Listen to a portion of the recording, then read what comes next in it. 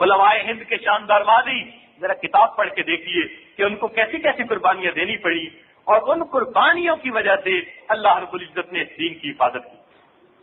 چنانچہ حضرت مولانا محمود حسن رحمت اللہ علیہ مالٹا میں ان کو قید و بند کی صوبتوں میں رکھا گیا، سب صوبتیں برداشت کی، مگر اپنی بات کے اوپر جمے رہے، اپنی بات کے اوپر جمے رہے۔ 1857 کی جنگ آزادی جب ہوئی اور اس وقت جو ہے کفار نے فتح پا لی، تو اس کے بعد انہوں نے سوچا کہ اس کا حل کیا کرنا چاہیے۔ ان کو تجزیہ نگاروں نے بتایا، ایک تو قرآن ان سے چھین لو، دوسرا ان کو جو ہے ان کے جو علماء ہیں ان کو چن چن کر ختم کر دو، اور تیسرا ان کے اندر فرقے پیدا کر دو۔ چنانچہ انہوں نے تینوں کام کر دیے۔ سب سے پہلا کام کہ لاکھوں قرآن مجید انہوں نے مسلمانوں سے لے کر دریافت کر دیے۔ 14,000 علماء کو مختلف شہروں بستیوں سے چن چن کر انہوں نے سولی کے اوپر لٹکا دیا، 14,000 علماء کو۔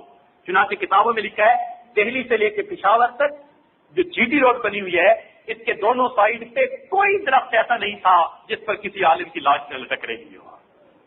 بادشاہی مسجد لاہور کے دروازے کے اوپر پھندے لٹکائے گئے اور 3 شفٹیں بنائی گئی، ایک عالم کو لٹکایا جاتا، جب اس کی لاش تڑپتی رہتی لوگ دیکھتے رہتے، جب ٹھنڈی ہو جاتی تب دوسرے کو چڑھایا جاتا۔ اور یہ کس لیے تھا کہ لوگ اتنا ڈر جائیں کہ وہ اپنے بچوں کو علم سکھانے کا نام بھی نہ لیں، سوچے بھی نہ، علم سے علماء سے پیچھے ہٹ جائیں۔ یہ کام کیا۔ چنانچہ ایک عالم اپنی تاریخ میں خود لکھتے ہیں، فرماتے ہیں کہ ہمیں جب گرفتار کیا تو ہمیں امرتسر سے لاہور بھیجنا تھا۔ امرتسر سے لاہور بھیجنے کے لیے انہوں نے ہمیں بیڑیاں پہنا دی اور وہاں بھیج دیا۔ جب وہاں کے انگریز حاکم نے دیکھا، اس نے کہا یہ باغی، اور یہ صرف زنجیروں میں اس نے ایک سلاخ بھی، گز جس کو کہتے ہیں کہ اس سے انسان کبڑا ہو کے چلتا ہے، سیدھا چل بھی نہیں سکتا، وہ بھی پہنا دیا، اور ہمیں صبح شام چکی بھی پیسنی پڑتی اور ہمیں کھانا بھی نہ ملتا۔ اور عجیب بات کہ جہاں رہتے وہاں سب لوگوں کے لیے ایک ہی باتھ روم اور پردہ کوئی نہیں تھا، تو انسلٹ بھی کی تاکہ یہ ہم سے معافی مانگ لے۔ کافی دنوں کے بعد اس کو آرڈر ملا کہ ان کو ملتان بھیج دو۔ مولانا محمد جاسر تھانسیری رحمت اللہ علیہ وہ فرماتے ہیں کہ جب ہمیں ملتان بھیجنے کا حکم ہوا تو ہمارے لیے ایک پنجرا بنوایا گیا اور اس پنجرے کے اندر سلاخیں اندر کی طرف لگائی گئی اور ہمیں اس کے اندر بٹھایا گیا۔ ہر عالم کو پنجرے کے اندر بند کیا اور یہ پنجرے ٹرین میں اٹھا کر رکھ دیے گئے۔ اب ٹرین اچانک چلتی، ہمیں پتہ ہی نہ ہوتا، اور جب ٹرین چلتی تو ہم جھٹکا کھاتے، کبھی ادھر کیلیں چبھتی کبھی ادھر کیلیں چبھتی اور ہمارے جسم سے خون کے قطرے نکل رہے ہوتے اور ہمیں پتہ نہیں ہوتا تھا۔ ہم کبھی رات کو سو جاتے اور جھٹکے سے ٹرین چلتی تو ہمارے چہروں پہ وہ کیلیں گھس جاتی۔ اور وہ کہنے لگے کہ لاہور سے ملتان کا سفر 3 مہینے میں طے ہوا۔ بعض اسٹیشنوں پر کھڑا کر دیا جاتا، ایک ہفتہ ٹرین کھڑی ہے، ہمیں کچھ پتہ نہیں، ہم اندر گرمی میں، پسینہ بھی ہے، گندگی بھی وہی، اور ہم جو ہے اس حالت میں خون بھی ہے، اور جب پرانے زخموں میں پھر کیلیں چبھتی تو اور زخم تیز ہوتے۔ کہنے لگے اتنی مصیبت کے بعد بالآخر ہم ملتان پہنچے تو ملتان والے نے دیکھا، اسے ہم پر رحم آیا، وہ کہنے لگا کیا ضرورت ہے ان کو ایسی تکلیف دینے کی، کل ان کو سب کو پھانسی لٹکا دو۔ تو جب ہم نے پھانسی کا سنا تو ہم خوش ہو گئے کہ اب ہمارا کام بن گیا، ہم خوش ہو گئے۔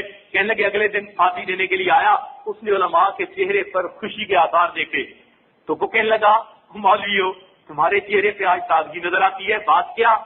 تو ایک نے کہہ دیا کہ آپ پھانسی لٹکائیں گے ہمیں مقصود مل جائے گا، ہم شہادت کا درجہ پا جائیں گے۔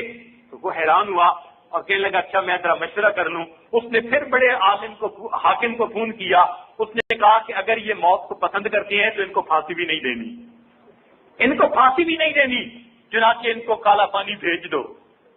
تاریخ کالا پانی میں یہ واقعہ لکھا ہے، ان کو کالا پانی بھیج دو۔ یہاں پر مولانا نے ایک عجیب شعر لکھا ہے، فرماتے ہیں مستحق کے دار کو حکم نظر بندی ملا، مستحق کے دار کو حکم نظر بندی ملا، کیا کہوں کیسے رہائی ہوتے ہوتے رہ گئی۔ مستحق کے دار کو حکم نظر بندی ملا، کیا کہوں کیسے رہائی ہوتے ہوتے رہ گئی۔ وہ کہنے لگے خیر ہم نے پھر بند کر دیا. اگلے دن آرڈر آیا کہ چلو تم کالا پانی کی طرف. تو ہم نکلے. کہنے لگے وہ دن ہمارے اوپر سب سے زیادہ سخت تھا. وجہ کیا بنی کہ جب ہم باہر نکلے تو ہم نے دیکھا کہ انگریز نے ہر عالم کے بیوی بچوں کو بلایا ہوا تھا اور ان کو یہ بات سکھائی ہوئی تھی کہ تم انہیں قائل کر لو کہ یہ ہم سے معافی مانگ لے, ہم ابھی ان کو تمہارے ساتھ بھیجنے کے لیے تیار ہیں. کہنے لگے ہم نے باہر نکل کے دیکھا بیوی کھڑی ہے, بیٹا کھڑا ہے, بیٹی کھڑی ہے, اور سب جو ہے ہمیں انہوں نے زنجیروں میں بندھا ہوا دیکھا. کہنے لگے میرا چھوٹا سا بیٹا تھا وہ میری جان سے لپٹ گیا. کہنے لگا ابو آپ کو زنجیروں میں کیوں باندھا ہے کسی نے, ایسے تو نہیں کسی کو باندھا کرتے.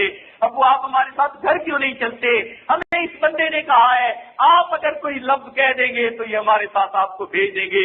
ابا جی کہہ دیجئے. اور الفاظ کیا تھے کہ انگریز کے سامنے یہ کہو کہ ہم تمہارے غدار نہیں ہیں. یہ الفاظ تھے.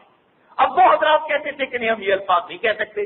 لہذا اب وہ کہنے لگے کہ ہمارے لیے سب سے مشکل وقت تھا, ایک طرف ہمیں لے جانا چاہتے ہیں, دوسری طرف بچے کھڑے ہیں.